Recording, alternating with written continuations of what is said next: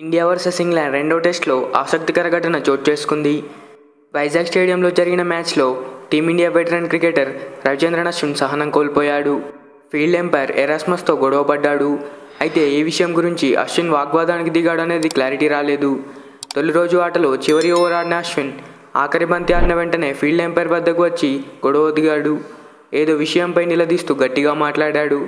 ఓవైపు అశ్విన్ గొడవ పడుతుంటే మరోవైపు సెంచరీతో చెలరేగిన యశస్వి జైస్వాల్ను ఇంగ్లాండ్ క్రికెటర్లు అభినందిస్తూ కనిపించారు. రెహాన్ అహ్మద్ వేసిన ఆఖరి ఓవర్ 5వ బంతిని అశ్విన్ స్వీప్ షాట్ ఆడి మిడాన్ దిశగా బౌండరీ రాబట్టాడు. ఆఖరి బంతిని స్టెప్ అవుట్ అయి డిఫెండ్ చేసిన అతను ఎంపైర్ వద్దకు వచ్చి ఏదో విషయంపై అతన్ని నిలదీశాడు. తొలి రోజు ఆటకు త్వరగా ముగియడాన్ని అశ్విన్ తప్పుపట్టినట్లు అర్థమవుతుంది. గ్రౌండ్లో నార్మల్ లైటింగ్ ఉండగానే ఆటను ఆపేయడంపై అశ్విన్ అసంతృప్తి వ్యక్తం చేసినట్లు తెలుస్తుంది.